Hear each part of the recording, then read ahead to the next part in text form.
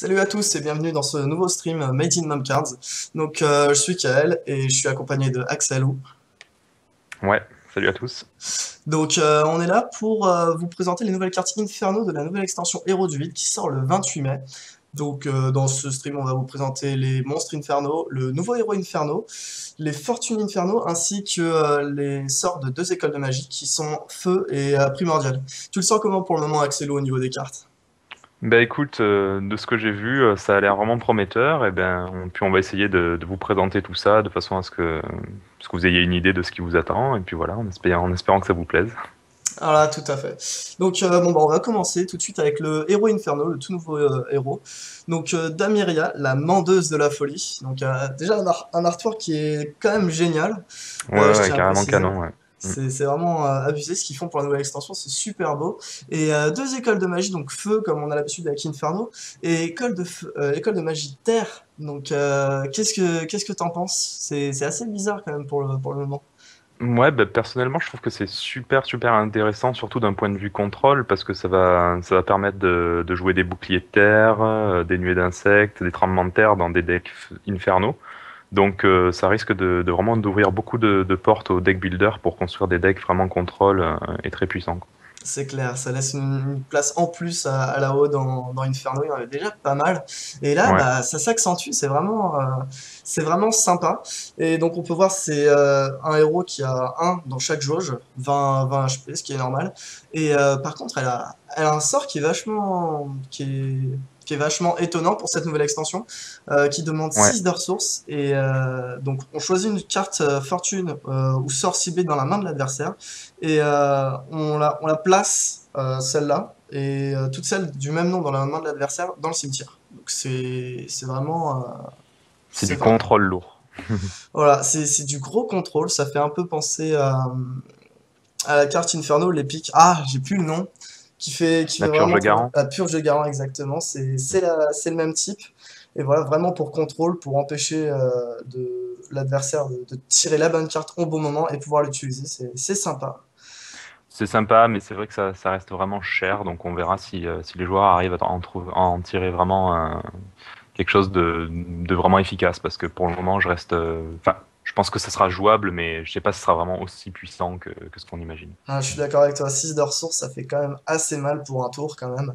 Et Voilà, voilà, ouais. on préfère utiliser nos ressources et puis augmenter nos jauges, piocher une carte plutôt que faire ça, hein. Faut vraiment, Voilà. c'est dans le dernier cas, pour éliminer un PAO ou autre, c'est tout ce qu'on peut faire. Ouais, puis c'est vraiment pour vraiment le très late game, quoi. Ce sera qu'à partir du tour 10 ou 11, à mon avis, qu'on commencera à utiliser la capacité, parce qu'après, avant ça, on aura sûrement mieux à faire que dépenser sur ressources là-dedans. Tout à fait, je suis d'accord.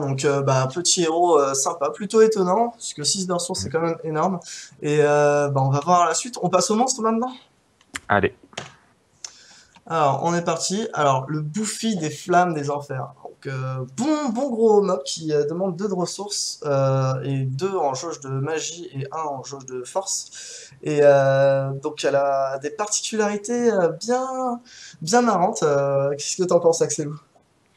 Bah, je trouve ça super marrant. Moi, de toute façon, toutes les créatures qui ont attaque impossible là, qui sont sorties, je trouve ça vraiment, vraiment rigolo. Bon, celle-là, à mon avis, elle est plus fun que réellement compétitive. Fun dans le sens où quand elle se fait tuer, en gros, elle explose la ligne sur laquelle elle se trouve, quoi.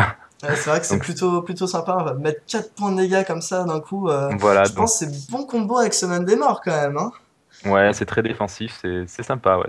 Il y a moyen de faire des trucs très sympas avec, ouais. Mm. Ouais, c'est clair, pouvoir ruiner une ligne comme ça, ça fait plaisir. Bah, ça reste toujours dans le type Inferno, hein. Oui, Brutal, oui. bien bourrin, ouais, c'est ça qu'on aime de toute façon, hein. Ok, bah on passe à deuxième carte, hein. Alors, lacérateur du chaos. Alors celui-là, moi, j'aime bien. Mm. Plutôt sympa, je suis d'accord avec toi. Mm.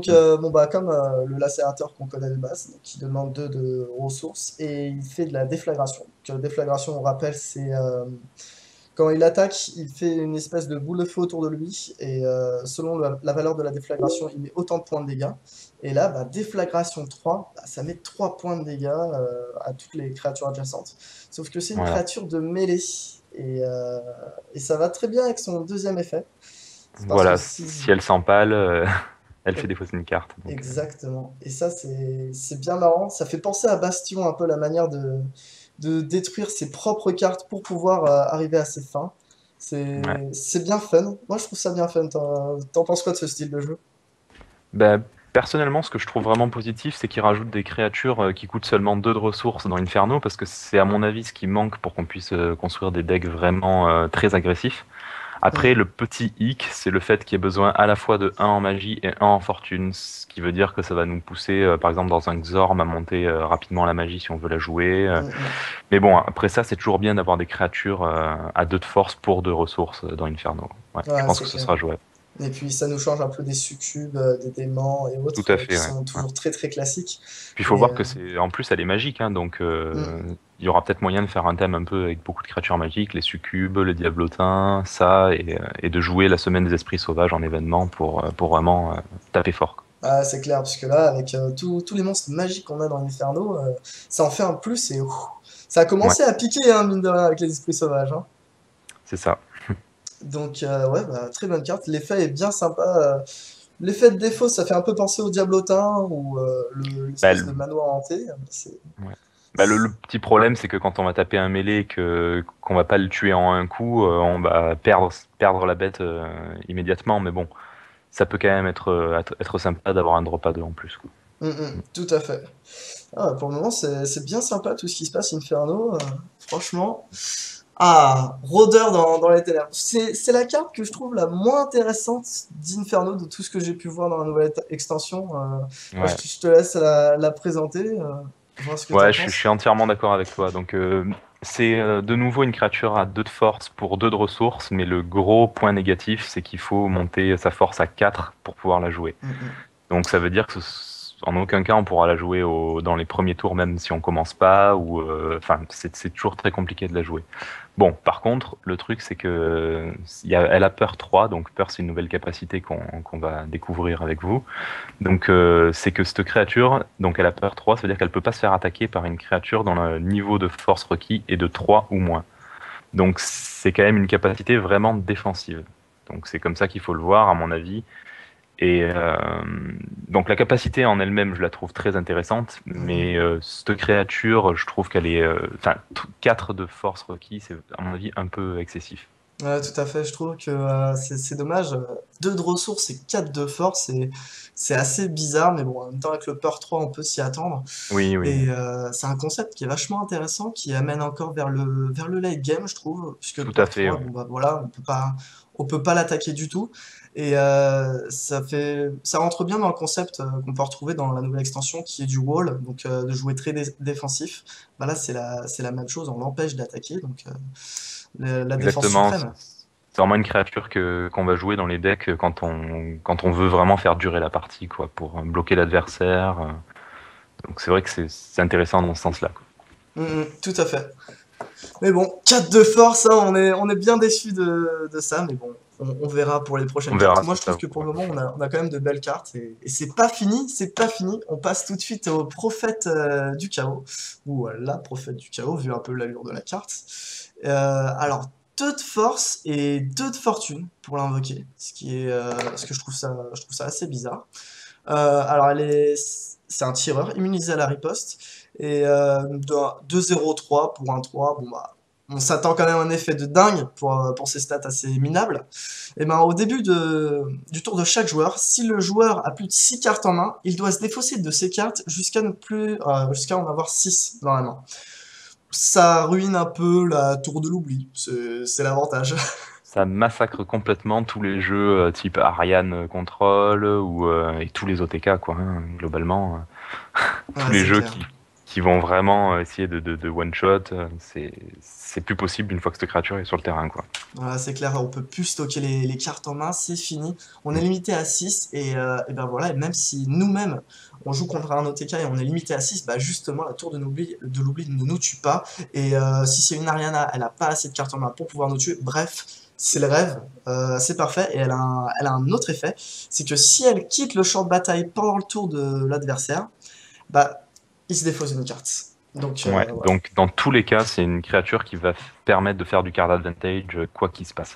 Même si l'adversaire a seulement 5 cartes en main au moment où on va le jouer, quoi qu'il arrive, au moment où cette créature va être gérée, bah, il va devoir défausser d'une carte. Donc, à mon avis, honnêtement, pour avoir vu les autres créatures de l'édition, je pense que c'est la meilleure créature qu'on ait eue sur cette nouvelle édition. C'est Je sais pas vrai ce que que pour t'en le penses, moment, mais je suis d'accord avec toi, c'est vraiment une créature super forte. Le seul bémol qui est vraiment tout petit, ce serait ses stats qui sont 2,03 pour 3 de oui, force, oui, parce tout qu'on à a le fait. saccageur qui est Mm. vraiment, qui impose aussi juste par ses stats qui sont monstrueuses. Mm. Mais je veux dire, avec ses effets, c'est tout simplement génial. Bah, Et le truc qu'il faut voir, à mon avis, c'est que le simple fait que cette carte peut potentiellement se trouver dans le deck de nos adversaires, ça va empêcher les gens de jouer au TK en fait. Ils vont se tout dire, à mais fait. pourquoi est-ce que je vais prendre le risque de jouer au TK alors que si à un seul moment cette bête-là touche le champ de bataille, j'ai quasiment perdu la partie.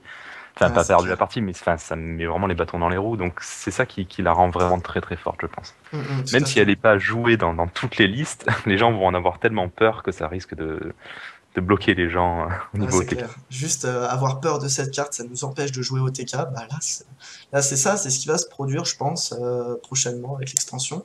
Ouais, on va voir Et ce que ça on, donne. on va voir, mais je pense que c'est la mort de l'OTK pour le coup. C'est la mort de l'OTK. Donc voilà, c'est pas plus mal, j'ai envie de dire, hein. Ouais, moi je suis entièrement d'accord.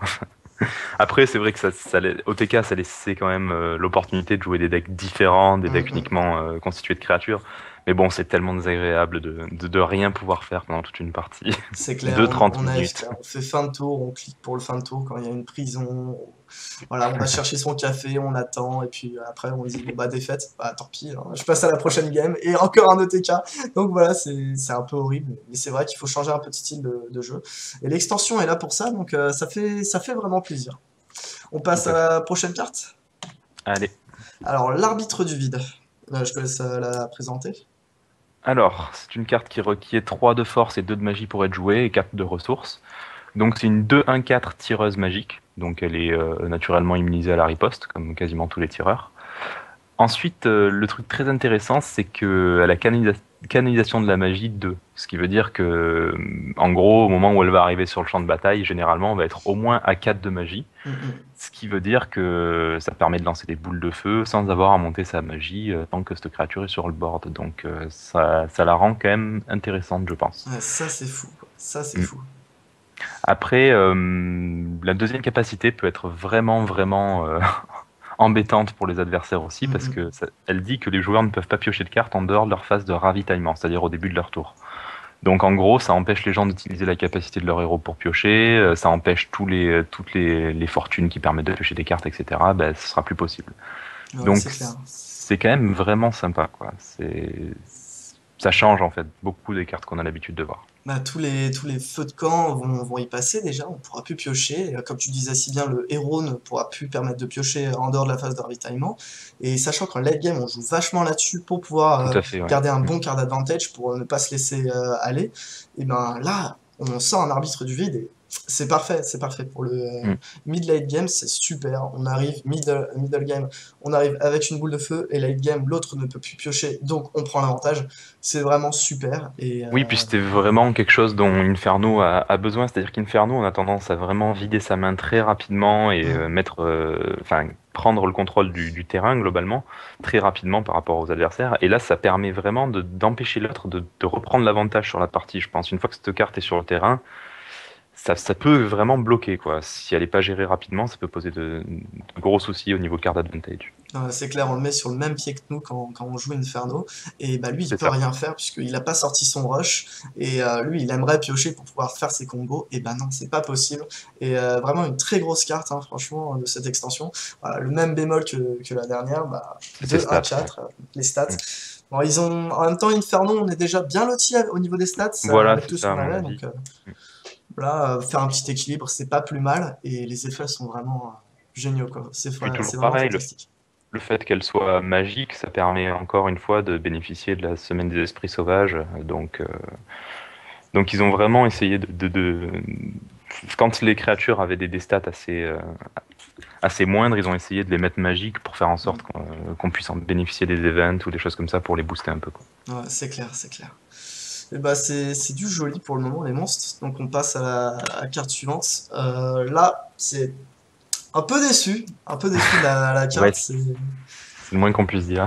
une carte normale. Bon, il en fallait bien une petite commune Oui, c'est comme une ça. commune de toute façon, donc Et c'est- donc voilà, une 4-4-4 immunisée à la riposte, puisque c'est un tireur Inferno. Donc ça, c'est un truc qui est déjà bien intéressant pour Inferno. Un gros monstre qui tape fort en en tir. tireur. Et ben ça, c'est sympa. Est-ce que tu pensais on manquait un peu de ça, à ton avis, dans Inferno, ou c'était pas Ben, indispensable? en fait, moi, quand je vois cette carte, je peux pas m'empêcher de la comparer à Lilim, en fait. Parce Hmm. que Lilim, c'est aussi une tireuse qui coûte 4. Sauf que Lilim, ben, non, ouais, elle coûte 4, mais elle tape seulement à 3. Donc, ça tape un peu plus fort que Lilim, seulement ça a moitié moins de points de vie et c'est Ouais. pas magique.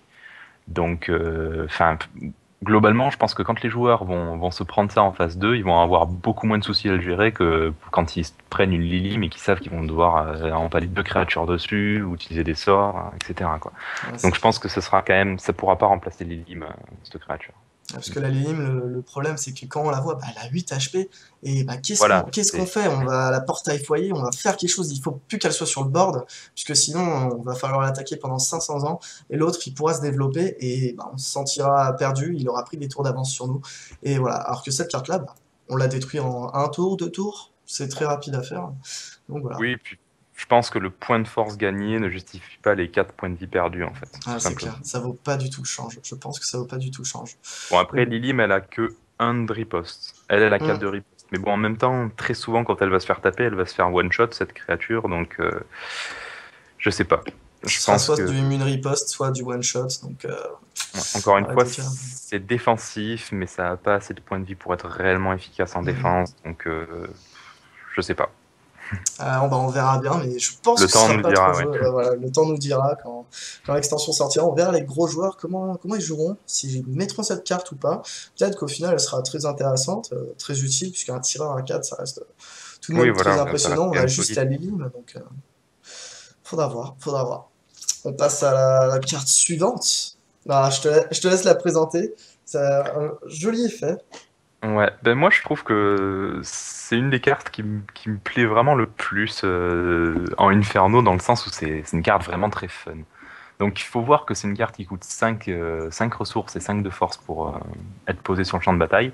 Elle n'a pas des stats extraordinaires pour ce prix-là, elle est seulement 3,05. Mais par contre, elle a la particularité de donner Berserk à toutes les créatures situées sur la même rangée qu'elle. Ce qui veut dire que ces créatures-là vont être obligées d'attaquer en début de tour avant, enfin, elles ne pourront rien faire d'autre qu'attaquer. Et cette créature, à chaque fois qu'elle subit des blessures d'une créature, elle inflige en retour 4 dégâts, même aux créatures qui sont immunisées riposte. Donc, je trouve ça vraiment rigolo. Je sais Ouais. pas si ce sera vraiment jouable, mais parce que c'est très défensif et que ça requiert 5 de force, qu'on n'a pas vraiment le temps de monter quand on joue un jeu défensif. Mais à mon avis, c'est quand même vraiment rigolo, quoi. Ah, je suis d'accord avec toi. Bah, déjà, le concept de berserk qui est vachement intéressant, d'être obligé d'attaquer à chaque début de tour. On arrive et puis au final, c'est une bête folle qui est obligée d'attaquer et qui peut rien faire d'autre dans son tour. Elle est là, elle est automatique, c'est même plus notre monstre, mais Mm. elle aide un peu ou peut-être que c'est pas, ça va la détruire tout simplement. Et bah là, donner une capacité à un monstre adverse, déjà, je trouve ça super marrant. Parce que voilà, on lui donne quelque chose, on lui donne berserk. C'est plutôt fun. Et Cadeau puis, empoisonné. ah voilà, exactement, un gros cadeau empoisonné. Tiens, je te l'offre, allez, amuse-toi bien avec ça, bonne chance. Non, c'est vraiment marrant comme concept, c'est vraiment fun, comme tu l'as dit. Et voilà, faut voir, je pense que c'est assez compliqué à jouer, puisque si on le met contre une grosse bête, bah la grosse bête va mourir, et voilà, ce sera kamikaze. Ou on le met sur une petite bête, et elle va mourir direct, et il va remettre une petite bête, et elle va remourir. Ah, là, je sais pas, faut vraiment bien la jouer, je sais C'est le pas. genre de carte qui va encore plus pousser les gens à essayer d'éviter au maximum de stacker des créatures sur la même rangée, en fait. Ouais, tout à On a fait. déjà l'habitude de le faire contre Inferno à cause des boules de feu, etc. Mais là, bon, ça coûte 5 de force, donc 5 de force et 5 ressources, donc je sais pas si ce sera Mm. vraiment beaucoup joué. Mais si ça devient joué, je pense que ça peut être vraiment sympa comme anti-créature. Mm. C'est clair, mais 5 de force, ouais. Faut voir si c'est joué, le temps nous le dira, comme tu le dis si bien, on peut Si pas les l'éviter. murs arrivent, enfin, c'est vraiment la volonté, à mon avis, d'Ubisoft de ralentir un peu le jeu avec toutes les créatures qui ont attaque impossible, les autres créatures qu'on a vues jusqu'à présent. si le jeu ralentit vraiment, ce sera peut-être une créature qui aura sa place dans les jeux compétitifs. Et je pense que tu as raison, et que le jeu va être ralenti. Ce qu'on a pu voir l'extension pour le moment, ça semble être bien parti pour ça. Mm. Alors, on passe à la carte suivante. Alors, l'exécuteur Durkrag, très joli nom, hein, très, très mignon, poétique et tout, magnifique. Donc, 5 de force, 5 de ressources, qui tape à 4, une riposte à 5, énorme riposte, et 6 de vie. Et pas de grosse brute, hein. Là c'est comme on aime, donc c'est pas magique du tout. C'est vraiment une brutasse mêlée. Et lui, par contre, il a berserk automatiquement, donc il fallait bien un bémol à cette carte. Et il a Mm. balayage. Donc il fait un peu le ménage et C'est voilà. vraiment le genre de créature quand on va se la... À mon avis, elle sera pas énormément jouée à cause de son Hmm, coût, mais les fois où on va se la prendre, on va quand même se dire, mais comment je fais pour gérer ce machin, quoi. c'est clair. Il C'est balaye, il tape à 4, c'est vraiment un gros ton, quoi. c'est clair, c'est le pur ton. Voilà, exactement. C'est un gros ton de DOC. Voilà, on en voit un là, typiquement l'exécuteur d'Urkrak qui peut faire un vrai carnage sur un terrain, puisque un balayage à 4 c'est fantastique quand même, ça détruit une bonne moitié des cartes monstres qu'on pourrait trouver dans le méta actuel. C'est, ça fait mal, mais bon, après, comme on arrive dans un type de jeu très late game où il y aura les walls, je sais pas, Mm. faut Oui, voir, puis ça s'équilibre. ça laisse quand même le temps à l'adversaire de réagir, hein. Il a balayage, mais bon, vu que il a pas attaque rapide, ça fera pas non plus un gros carnage si la personne est attentive au terrain, quoi. C'est vrai, il Mais faudra bon, juste s'adapter un peu. 6 points de vie, c'est quand même vraiment très difficile, surtout avec 5 de riposte. En Mhm. gros, c'est quasiment impossible de gérer cette créature avec des créatures. Voilà, c'est ça. Faut avoir de l'immune riposte ou des spells, en fait.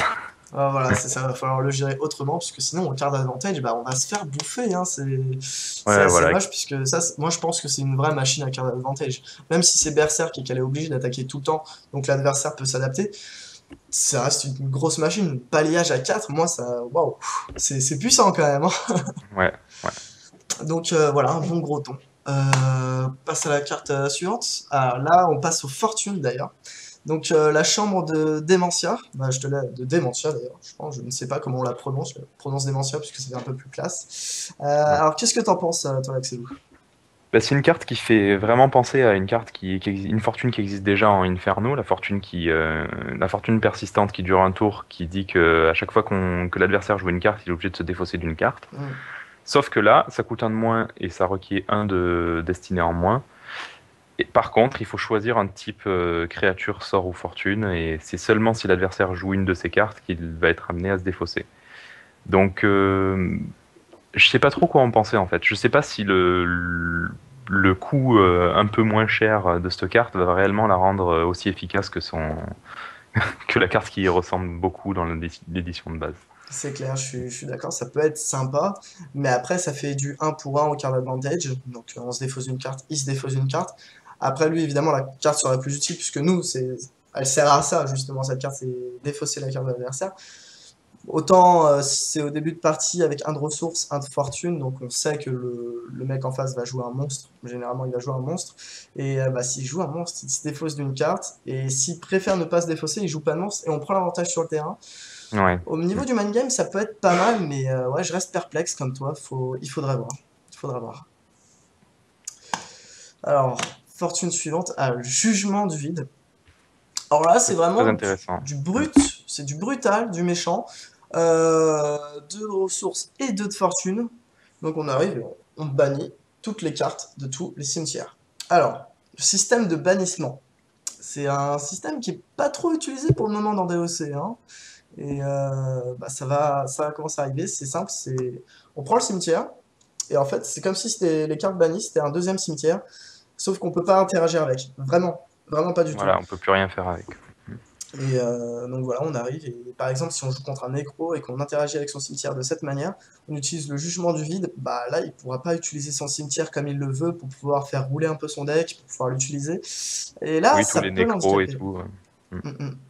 Donc c'est pas mal. Est-ce que tu penses que ça va être utilisé prochainement?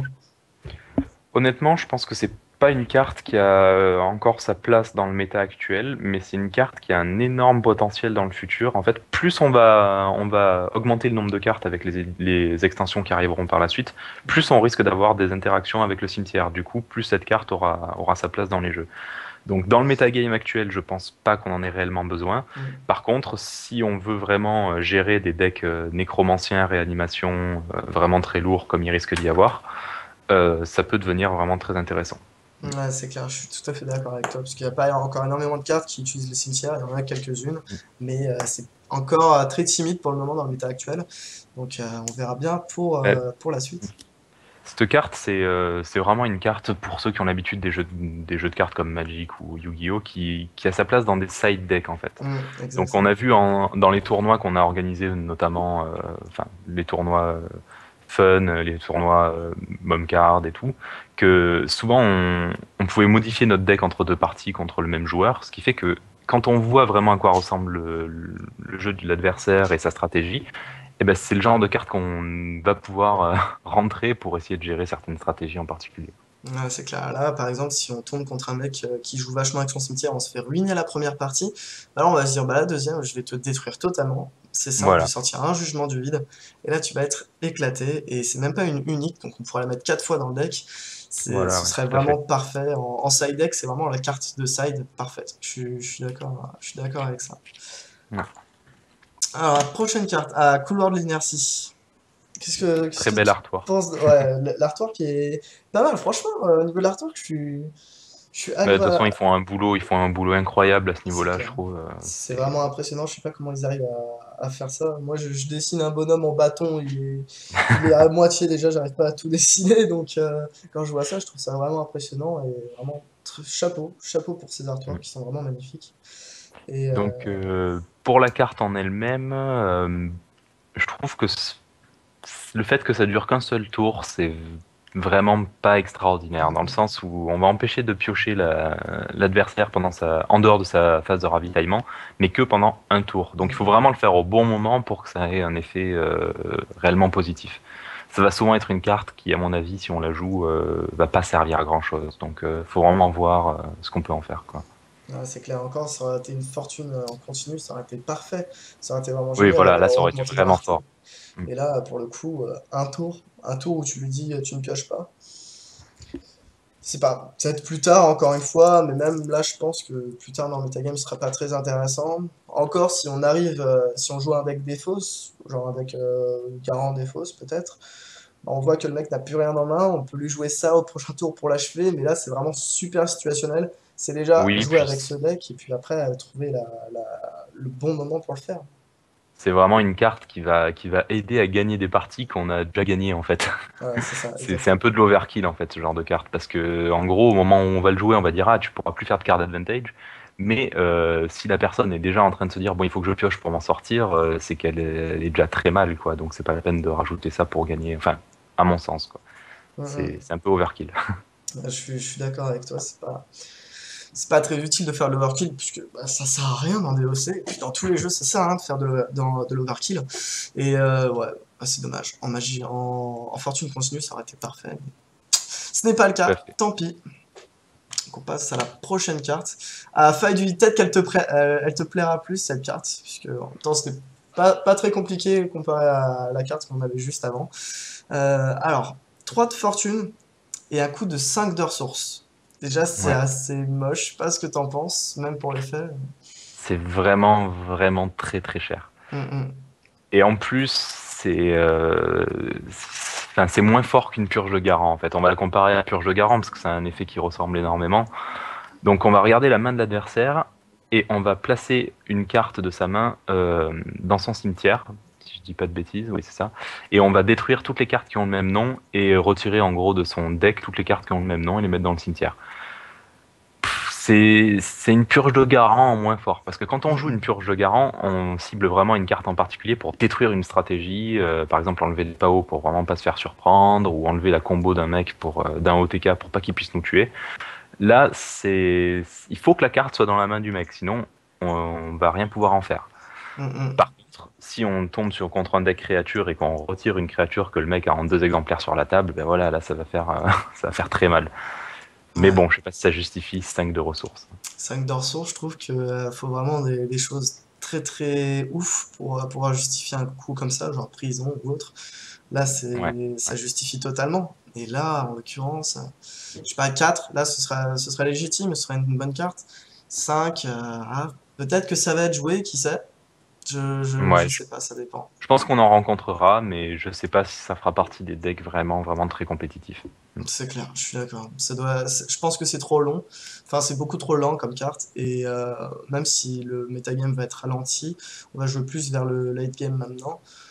Mm. Je pense que malgré tout, ça a pas trop sa place. Ça aura pas trop sa place, donc tant pis, tant Ouais, on pis. verra ce que ça donne. Pour le moment, on n'est pas très gâté, hein, niveau fortune Inferno, hein, Mais franchement. j'ai remarqué en fait que au niveau des fortunes, ça me fait toujours cet effet-là. C'est-à-dire que j'ai toujours l'impression que la carte va pas être extraordinaire. Puis au final, après, quand on la joue, on se dit putain, en fait, Ouais. c'est comme réalignement cosmique. La première fois que j'ai lu cette carte, j'ai fait mais qu'est-ce qu'on va en faire de ce truc quoi? Et au final, il y a plein de stratégies Mm. qui sont sorties. Et puis c'est une carte monstrueuse. Donc c'est vrai qu'au premier abord, ça fait un peu peur, mais peut-être qu'on arrivera à en faire quelque chose, quoi. Ouais, c'est clair, c'est là où on voit la différence entre la théorie et la pratique C'est dans un jeu ça, de ouais. cartes. Ça peut vraiment changer. À un moment, on teste un truc et on se dit, eh, mais là, j'ai un bête de combo. Et au final, bah, ça a tout bouleversé et ça peut devenir vraiment impressionnant. Mais bon, Ouais. pour le moment, on verra bien. On n'est pas devin après tout, donc on verra bien quand ça sortira. Alors, la carte suivante, on passe au magie maintenant. Et Ouais. on passe à une magie, mais qui envoie du lourd. Vraiment, là. Alors, vague de chaleur, meilleure carte au monde. Là, impressionnant. Je suis absolument fan de cette carte, en fait. Ah, vraiment impressionnant. Franchement, je pense que ça va être joué x4 dans tous les decks qui ont l'école de magie feu. Je vais même la lire tout de suite tellement qu'elle est impressionnante. Donc elle demande un de ressources et un de magie. Pourtant, elle a un effet fantastique, c'est infliger un point de dégâts à toutes les créatures sur le board. C'est vraiment monstrueux. C'est génial. Quand on voit la puissance de Nergal juste au moment où il pose un marqueur sur une créature, on se dit qu'avant une phase d'attaque, quand on va faire une vague de chaleur et qu'on va raser le board de l'autre en attaquant avec trois quatre créatures, ça va être vraiment quelque chose de super désagréable. Faut se dire que c'est comme un mot de lumière, sauf que ça fait moitié moins de dégâts et c'est seulement pour un. Bon, ça touche nos créatures, mais fait avant une de nos propres phases d'attaque, ça va plus exploser le board en face que le nôtre en fait. Ouais. C'est vraiment très fort.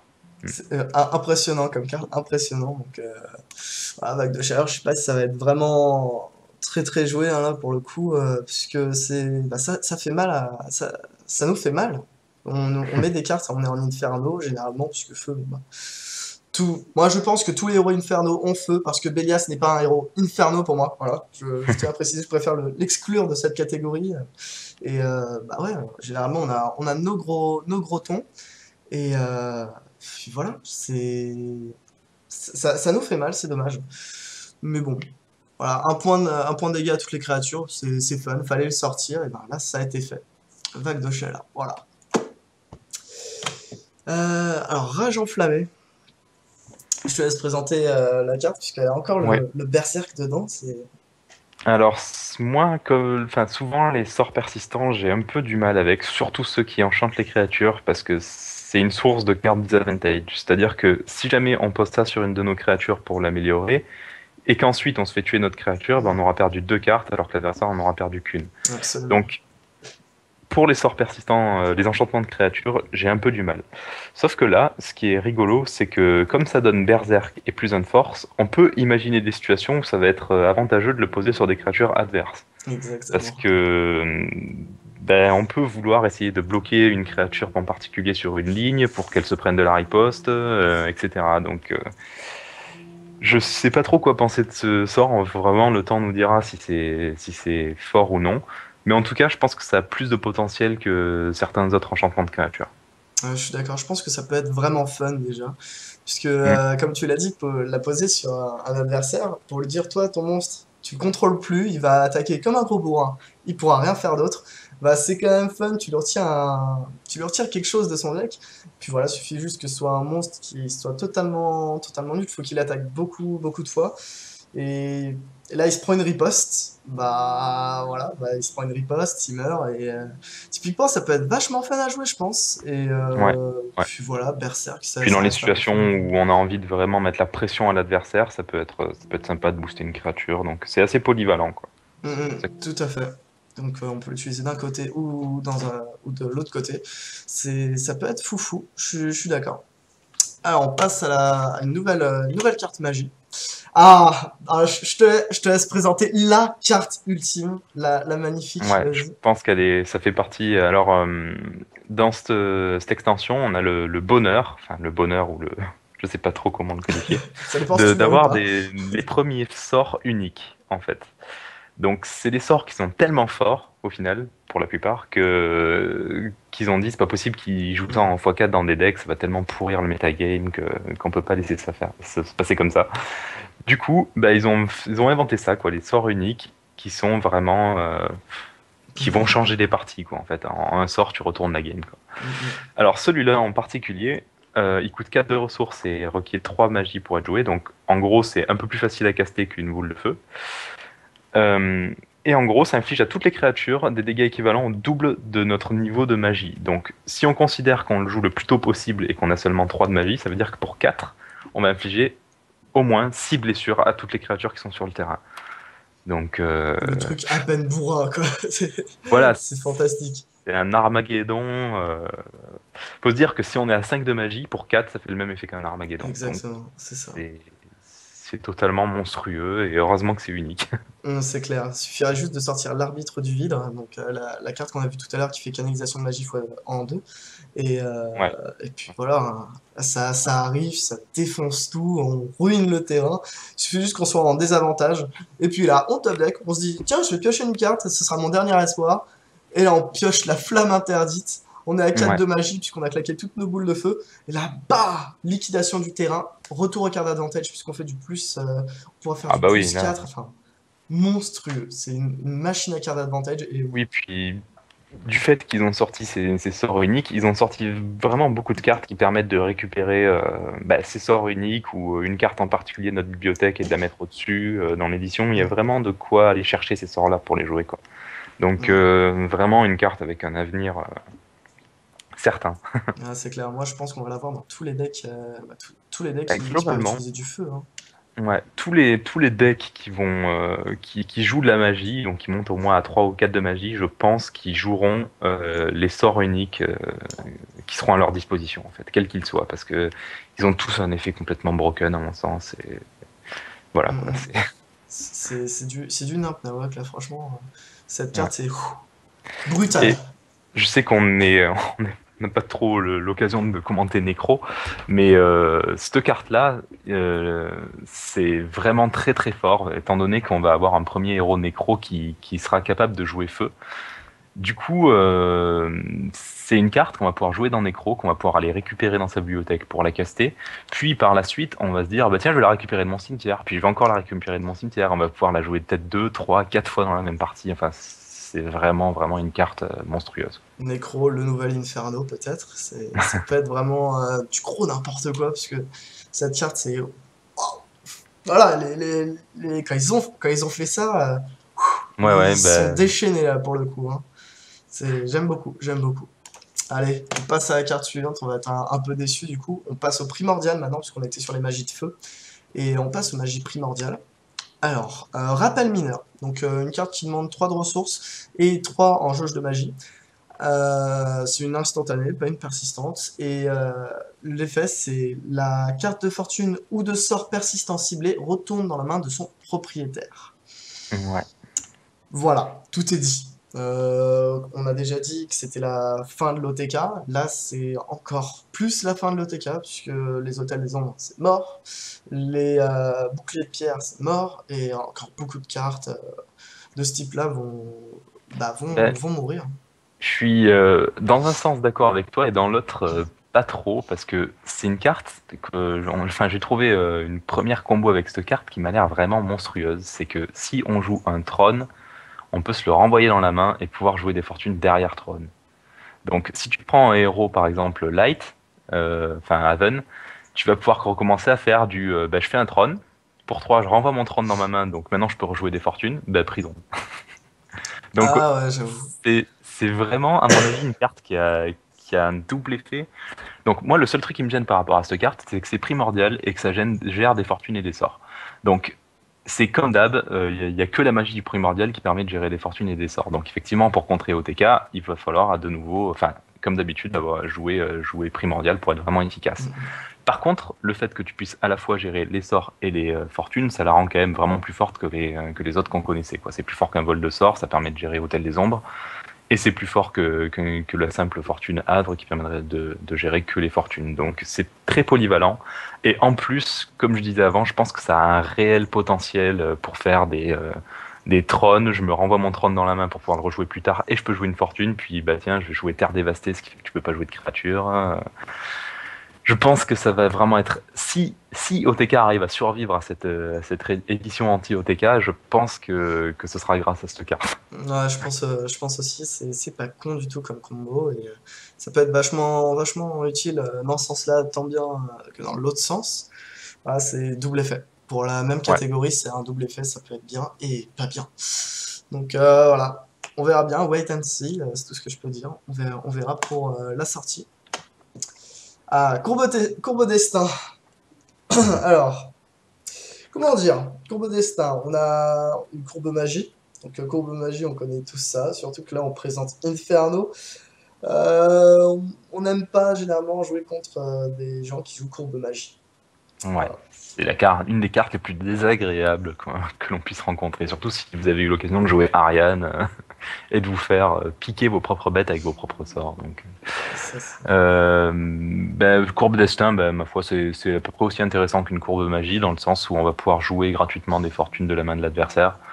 Seulement, c'est le genre de carte qui, comme Courbe Magie, va être forte que dans un certain metagame à un certain moment donné. Mhm. Donc, si jamais dans le metagame on joue énormément de fortune, ce sera une carte qui aura sa place. Sinon, ce sera une carte ce sera une pochette vide dans notre main au moment où on sera, où on pourrait jouer des cartes vraiment plus efficaces, quoi. Tout à fait. Bah, c'est très, très situationnel par rapport au méta.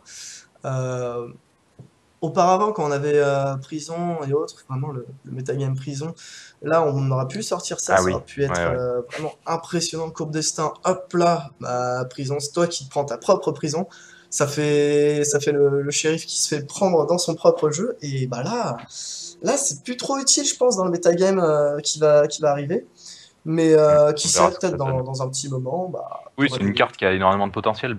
Courbe Magie au début du jeu était pas du tout jouée, Mhm. hein. C'est ça qu'il faut voir. Et maintenant, ça a pris une place majeure depuis l'arrivée de Kieran. Du coup, c'est quand même une carte qui a du potentiel. Donc, on verra ce Mhm. que ça donne. Ah, c'est une carte contre, donc il faut obligatoirement attendre de voir ce qui se passe dans le méta. Et Exactement. bah là, on voit. Oh, tiens, c'est quoi cette carte fortune qui gère absolument tout? Bah, tu sais quoi, bah, je vais te la prendre et hop là, c'est magnifique. On va mettre ça Voilà. x4 dans nos decks et puis après, ça, on va arrêter de mettre la fortune et on va arrêter de mettre ça et ainsi de suite. Et c'est ça qui est beau. C'est clairement une carte qui permet de faire évoluer un metagame. Donc, Tout à elle est fait. intéressante dans ce sens-là. Après, c'est vrai que le fait qu'elle soit extrêmement situationnelle la rend pas forcément jouable. Tout à fait, tout à fait. Alors, le portail vers nulle part. Donc cette fois je te la pique. Voilà, là je te prends la deuxième spell unique. Vas-y, vas-y. Alors toujours un artwork magnifique, hein. Franchement moi j'adore. J'arrête pas d'en parler. Mais les artworks sont magnifiques. Vraiment je suis fan. Ouais. 4 de ressources, 4 de magie et c'est une magie persistante. Alors, c'est un enchantement de rangée, donc un peu comme piège de feu. Et vous verrez que c'est un peu comme le piège de feu. C'est-à-dire que lorsqu'une créature adverse de la rangée enchantée attaque, bannissez-la après son attaque. Voilà. C'est comme si on mettait un équipement sur une créature, sauf que là, c'est vraiment que pour la rangée, donc c'est vraiment pas fixé à un monstre. Mais là, on peut dire, sur cette rangée, s'il y a quelqu'un qui attaque dans tes monstres, bah moi, je décide de le ban. Et voilà, ça peut être génial. Ça peut être vraiment génial. Ouais. Moi, je trouve que c'est très intéressant dans le sens où c'est juste la créature adverse qui se fait Mhm. bannir. Ce qui veut dire qu'en gros, on va poser ça sur une rangée où on a déjà une créature et on va dire, bah, écoute, maintenant, c'est moi qui attaque. Tu fais plus ça. Ouais, c'est C'est ça. m'arranger maintenant, ça. C'est m'arranger, tu me la laisses maintenant. Il y a mon portail vert nulle part. Tu fais plus rien maintenant. Voilà. Donc Ouais. c'est vraiment une carte intéressante et comme elle est unique, bah, je pense que les gens qui joueront la magie primordiale se priveront pas de la jouer s'ils la possèdent, hein. Ouais, tout à fait. Ça fait une carte de dingue comme ça, gratos. Mais après, il faudra pas l'utiliser à tort et à travers, parce que ce genre de carte, ça peut sauver une partie. Et l'utiliser pour une pauvre carte qui demande un de ressources, là, c'est souvent l'erreur. Quand on se dit qu'on a le contrôle, on va vouloir l'utiliser à tout bout de champ, et ce serait malheureusement une très très très grosse erreur. Mais entre deux bonnes mains, cette carte peut faire la différence. Comme tu l'as dit, une carte magie unique, c'est généralement ce qui va faire le turnover de la partie. Donc ouais, très grosse carte, franchement, les magies uniques. C'est vraiment impressionnant. Ouais. Alors, bah voilà, on a terminé. Je me disais, Ouais. il reste peut-être une carte, mais non. Il ne reste plus rien, on a vu toutes les cartes. Alors, qu'est-ce que t'en penses? Petit bilan d'Inferno, déjà. Ben, moi, je suis vraiment content, notamment de la carte légendaire qu'on a eue, la créature légendaire que Inferno a eue. Ça va vraiment permettre de relancer les jeux Inferno de façon, enfin les jeux rush un peu très agressifs en fait. Je pense qu'il y a de quoi faire. Mm, Euh, après, globalement, je suis quand même assez satisfait du fait qu'ils essaient de ralentir le jeu avec des créatures qui tapent peut-être un peu moins fort et qui ont des capacités plus défensives, de façon à ce qu'on ait plus de jeux avec des gros monstres qui puissent être compétitifs. mm, Mm. mm. C'est vrai que là, bah, on voit que le metagame se tourne vers le late game et fallait bien changer puisque voilà, le rush c'est super bien. Moi, je suis vraiment fan de ce genre de jeu, mais il y a un moment où il faut bien changer de type de jeu. On a fait OTK, on a fait rush, on a fait là, on va faire un gros contrôle, je pense. Il va y avoir un très gros contrôle de terrain maintenant. Et Ouais. c'est bien sympa comme changement de metagame et je trouve ça très très bien introduit, donc Mm. bien sympa. J'ai juste peur j'ai juste peur un petit peu au niveau des sorts uniques parce que ça va vraiment ajouter un côté un peu chance dans le jeu. C'est-à-dire que, par exemple, se prendre l'espèce de mini Armageddon tour 4 alors Mm, qu'on a 5-6 bêtes sur le terrain et qu'on était quasiment sûr de gagner, ça va vraiment faire des parties qui vont se retourner ouais, c'est pas clair. forcément en notre faveur et j'ai juste un petit peu peur de ce côté-là. Mais bon, après, c'est vrai que ça diversifie le jeu et c'est toujours positif d'avoir plein de nouvelles cartes. Donc, Mm, mm. je suis vraiment content et j'ai vraiment hâte qu'on y soit pour pouvoir tester toutes ces nouvelles cartes. Ouais, tout à fait. Et je suis d'accord avec toi dans le sens où le top deck va arriver. Donc, petit rappel, c'est juste, on a besoin d'une carte pour gagner. Bah, le top deck, c'est ça. On la pioche et on a top decké notre carte. Et bah là, ça fait partie de ces cartes uniques, spell unique. Donc, le turnover monstrueux, ça va vraiment changer beaucoup de choses. Et ouais, bah, il en faut de toute façon. Et c'est très intéressant de ramener ça. Et voilà, c'est les cartes magie feu et magie primordiale sont sympas, sans plus. Les fortunes Inferno assez déçus, mais sinon le reste, je trouve ça vraiment sympa comme changement apporté. Ouais, tout à fait. Donc bon bah voilà, on a terminé notre petite présentation donc sur une note positive du coup, très très très positive comme changement pour Inferno. Et puis voilà. Donc du coup, on vous dit à bientôt. N'oubliez pas d'aller sur Mumcards pour le jour de la sortie parce que toutes les cartes de la nouvelle extension y seront. Donc n'oubliez pas d'y passer. Vous pourrez voir toutes les cartes qu'on présente déjà dans toutes les vidéos de Mumcards et revoir, faire vos stratégies et tout ça sur Mumcards. Et voilà, regardez toutes les vidéos qu'on poste pour vous tenir au courant. Et voilà, voilà. Le mot de la fin, Ouais, Axelou? merci beaucoup et on espère que ça vous aura aidé dans la découverte de cette édition. Voilà, voilà. Allez, Au ciao! revoir.